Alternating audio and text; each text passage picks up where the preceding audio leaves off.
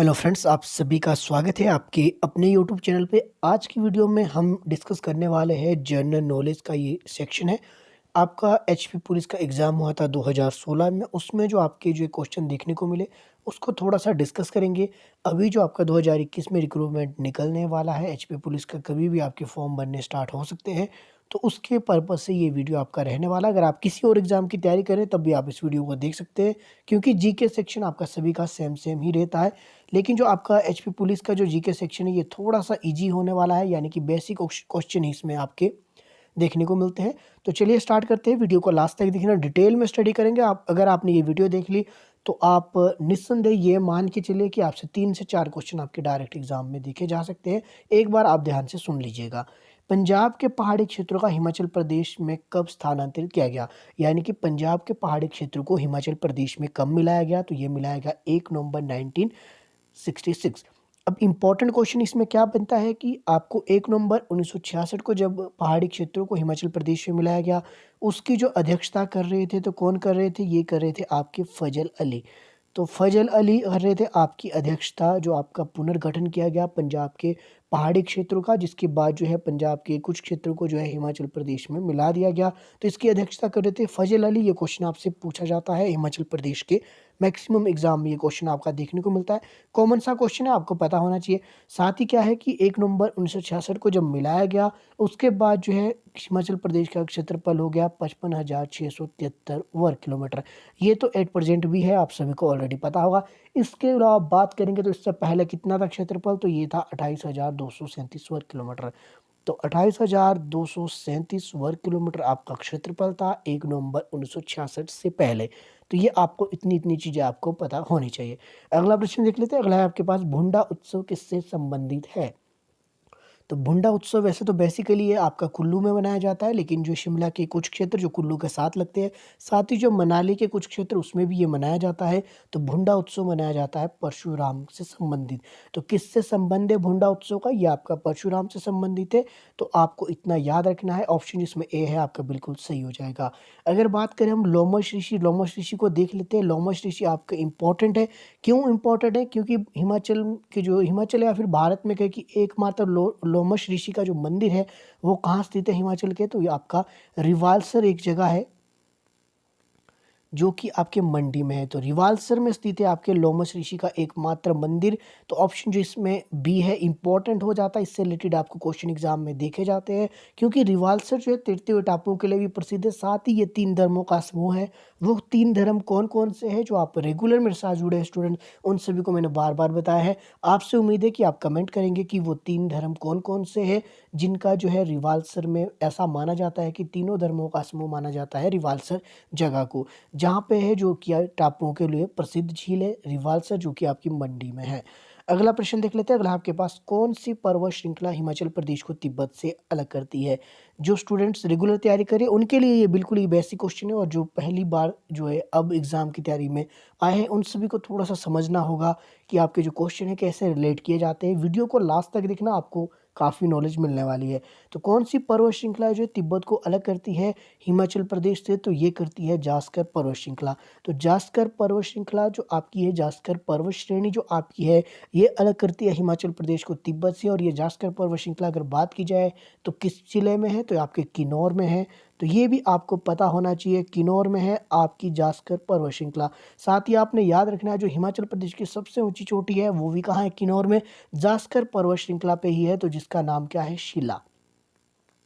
इस तरह के क्वेश्चन आपसे देखे जाते हैं। इसकी हाइट की बात करें तो 7,025 मीटर, कई जगह 26 लिखा होता है, तो लेकिन ये 25 और 26 ये 2 में से एक ही ऑप्शन आएगा। तो 7,025 जो मीटर है समुद्र तल से जो है शिला की हाइट है, जो कि हिमाचल प्रदेश की सबसे ऊंची चोटी है। तो ये कुछ ऐसे फैक्ट है, आपको ये याद रखने हैं। साथ ही अगर ऑप्शन ए की बात कर ले, ये भी इंपॉर्टेंट है, धौलाधार। तो धौलाधार को किस और नाम से जाना जाता है? तो इसे जाना जाता है मोलाक। तो धौलाधार को किस और नाम से जाना जाता है? तो ये जाना जाता है मोलाक। तो मोलाक को धौलाधार भी कहा जाता है। और धौलाधार की जो सबसे ऊंची चोटी है, अगर मंडी की बात की जाए तो मंडी में धौलाधार की सबसे ऊंची चोटी है, उसका नाम है नागरू। तो नागरू जो है धौलाधार की सबसे ऊंची चोटी है मंडी डिस्ट्रिक्ट में और इसको जो है धौलाधार को भी कहा जाता है। मोलाक को जो है धौलाधार के नाम से भी जाना जाता है, या फिर धौलाधार को मोलाक के नाम से भी जाना जाता है। अब एक क्वेश्चन और बनता है, एक है मोलाक, एक है मैनाक। मैनाक या फिर कई जगह इसे जो है मानक लिखा होता है, तो ये दोनों एक ही है। मानक और मैनाक ये दोनों एक ही है। कुछ बुक्स में मैनाक लिखा है, कई में मानक लिखा है, कई में मैनक लिखा है। कुछ इस तरह से जो है ये मोलाक और मैनाक ये दोनों अलग अलग है, लेकिन जो ये दोनों है ये दोनों आपकी एक ही कंडीशन है। इन दोनों के बारे में एक ही जगह पूछा जाता है, मैनाक या फिर मानक। तो जो मानक है वो किसको कहा जाता है? शिवालिक। तो शिवालिक को जो है मानक के नाम से भी जाना जाता है, तो ये भी आपने फैक्ट याद रखना है। अगला प्रश्न देख लेते हैं। अच्छा, पीर पंजाल देख लेते हैं। आपका जो पीर पंजाल है, पीर पंजाल आपकी कहाँ पड़ती है? जो आपकी मेन श्रृंखला है पीर पंजाल जो श्रृंखला है वो आपकी मेन आती है आपकी चंबा में। तो इंपॉर्टेंट है, इसको भी आप याद रख सकते हैं। अगला प्रश्न देख लेते हैं। अगला है आपके पास 19वीं शताब्दी के पहले दशक में हिमाचल प्रदेश पर आक्रमण करने वाली गोरखा सेना का कमांडर कौन था? अब यहाँ से जो है जीके जो है ये रिलेट कर रहे हैं एचपी का। जीके ये एचपी का भी है, अगर देखिए तो ये हिस्ट्री का भी पार्ट है, क्योंकि ये हिमाचल प्रदेश की बात की जाए, हिमाचल प्रदेश पर आक्रमण करने वाली गोरखा सेना का कमांडर कौन था? तो ये था आपका अमर सिंह थापा। तो 1805 की बात है ये। लेकिन जो है अगर इनके अगर आगे आगे के क्वेश्चन अगर इसको रिलेट करें, तो जो आपका गोरखा सेना है, जो गोरखा सेना का जो है एक संधि हुई थी 1816 में। 1816 होता है कई जगह लिखा, क्योंकि सिग्नेचर आपके जो है 1816 में हुए थे। संगोली की संधि अगर आपने नाम सुना हो तो संगोली की संधि हुई थी, सिग्नेचर आपके 1816 में हुए थे। संधि आपकी 1815 में हुई थी गोरखों और अंग्रेजों के बीच, जिसके बाद जो है गोरखे यहाँ से आपके जो है चले जाते हैं। तो इसके बाद क्या होता है आपका जो ये इस संधि पे जो है हस्ताक्षर किसने किए थे, ये क्वेश्चन कई बार पूछा जाता है। अगर बात की जाए अंग्रेजों की ओर से, अंग्रेजी की ओर से किए थे आपके पेरिस ब्रेड शाह। इसके अलावा अगर बात करें हम गोरखा कमांडर की ओर से कौन आया था, या फिर उनका जो है नेतृत्व किसने किया था, तो ये किया था गुरु राजा। तो गुरु राजा जो किसकी ओर से आए थे? आपके गोरखों की ओर से आए थे, साथ ही अंग्रेजों की ओर पेरिस ब्रेड शाह। एक क्वेश्चन अलग पूछा जाता है इनसे रिलेटेड, जो आपका है गोरखों का जो सेना कमांडर था, किसने मजबूर किया था अंग्रेज कौन वो अंग्रेज अधिकारी था जिसने गोरखों को मजबूर किया था 1816 या फिर संगोली की संधि के लिए? तो वो थे मेजर ऑक्टर लोनी। तो मेजर ऑक्टर लोनी ने इन्हें जो है मजबूर किया था इस संधि को करने के लिए, जिसके बाद जो इस संधि के बाद जो इनका अस्तित्व यहाँ से जो है समाप्त हो जाता है। अगला प्रश्न है आपके पास 1809 में ज्वालामुखी संधि किन किन के बीच में हुई? तो 1809 की ज्वालामुखी संधि बहुत इंपॉर्टेंट क्वेश्चन है। अगर आप हिमाचल प्रदेश के एग्जाम की तैयारी कर रहे हैं तो आपको ये आना चाहिए।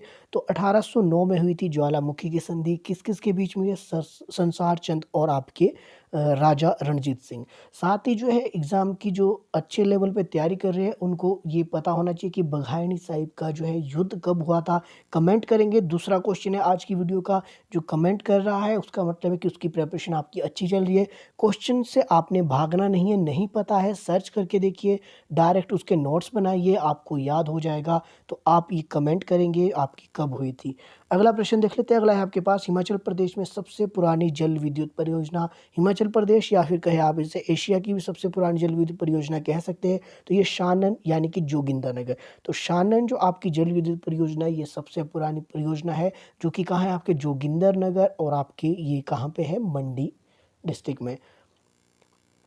अगला प्रश्न है आपके पास झांझर किस जिले का नृत्य है? तो आपने जो नृत्य है वो याद रखने हिमाचल प्रदेश के, कि आपका कुंचुम चंचलो कहाँ का है, झांझर कहाँ का है, इसके अलावा बुराहा कहाँ का है, उसके अलावा आपका छोहरा कहाँ का है। इस तरह के जितने भी नृत्य है अगर आप मेरे साथ बने रहे तो आपको जो है ये सभी क्लियर मैंने करवाया है। प्लेलिस्ट में अलग से है। अगर एचपीजीके की मैं बात करूँ तो 1000 क्वेश्चन वन लाइनर क्वेश्चन मैंने करवाया है, इतने डिटेल में करवाया है कि अगर आप एक बार उन 30 की 30 वीडियो को देख लेते हैं। अगर अलग से एक फ़ोल्डर बना है प्लेलिस्ट में, आप जाइएगा उसमें एक अलग से फ़ोल्डर बना है, मैं डिस्क्रिप्शन में लिंक भी दे दूंगा प्लेलिस्ट का। 1000 क्वेश्चन का ये वन लाइनर क्वेश्चन एचपीजीके का।